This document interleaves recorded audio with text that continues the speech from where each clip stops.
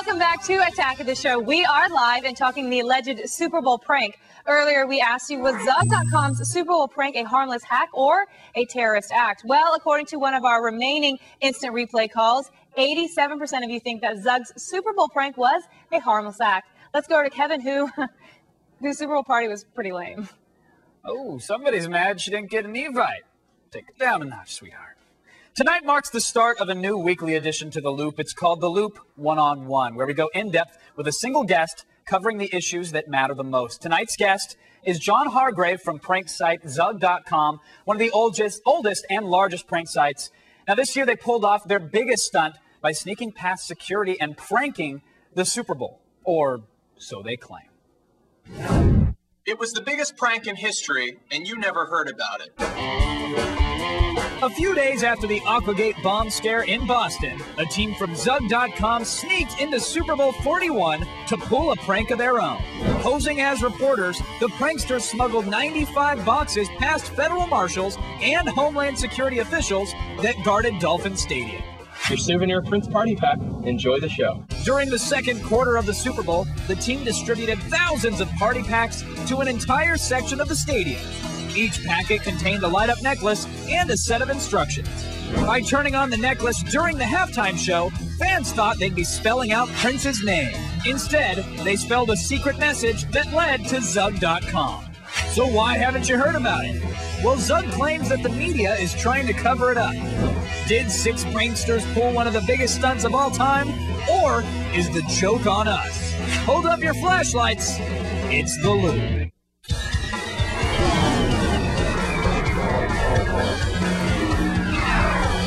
All right, folks, joining us tonight via satellite from Massachusetts, John Hargrave, the chief prankster from Zug.com and the author of Prank the Monkey, the Zug Book of Pranks. Zug.com, I mean, it's a prank site. That's right. We really specialize in large-scale, massively orchestrated pranks and media hoaxes. We are the masters of pranking, as you said. Our new book, Prank the Monkey, outlines dozens of these pranks that we've pulled over the years. And now the Super Bowl stunt, I mean, it's by far the biggest thing you guys have ever done, but we're all still trying to figure out exactly why you took such huge risks with this prank. I mean, you have a kid and a wife that you said, hey, listen, I might not ever see you again. I mean, was it just a publicity stunt, or was there really like an underlying message to this entire prank?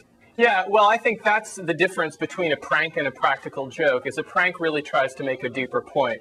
And in this case, Kevin, the point that we were trying to make is that we can't be safe from the terrorists. There's no such thing as true safety. When 4 comedians and a cameraman can break into the most heavily guarded national security event in history, we're never going to be safe. You can't be. And we Americans love the illusion of security, but it's just an illusion.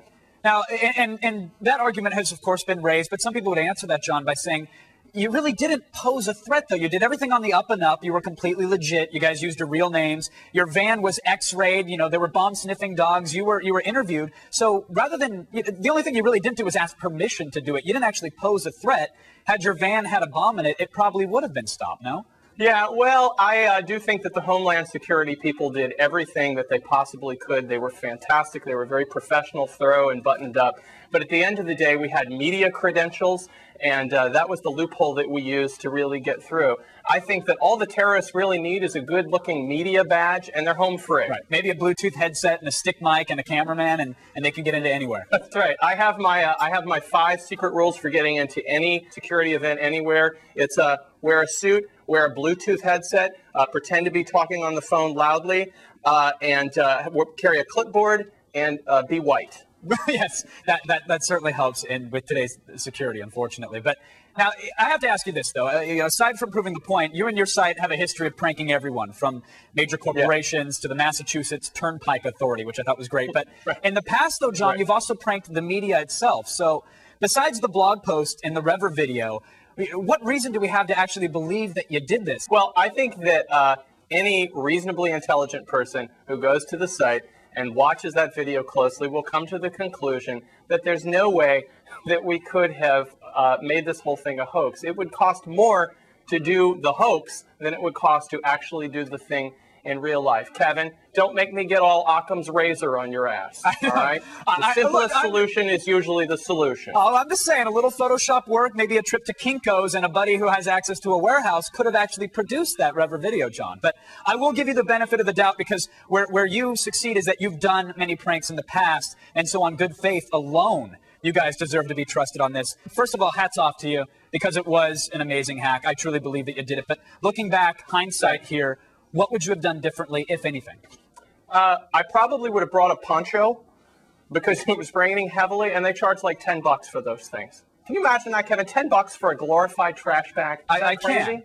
Well, you're at the Super Bowl. But really, is that it? You would have brought a little protection from the rain? Biggest ripoff in history. They overcharge for everything. All right, John, I want to thank you again for coming on and joining us in the loop today. And best of luck with the book and future pranks, which I'm sure are coming very soon. All right, then, folks, the silver lining in all this controversy is knowing that, you know what? Freedom of the press still does exist. I mean, maybe you don't believe everything that you hear from the NBC, Universal, General Electric Corporation, but you can be rest assured that on the internet, at least, the truth will eventually break free. And whether or not that truth involves a masked media conglomerate that buried the story, or that a website played an ingenious prank on the media, eventually that truth will come out. Don't go anywhere. We'll be right back, unless we are pranking you, in which case you'll just be watching commercials for the next 10 minutes.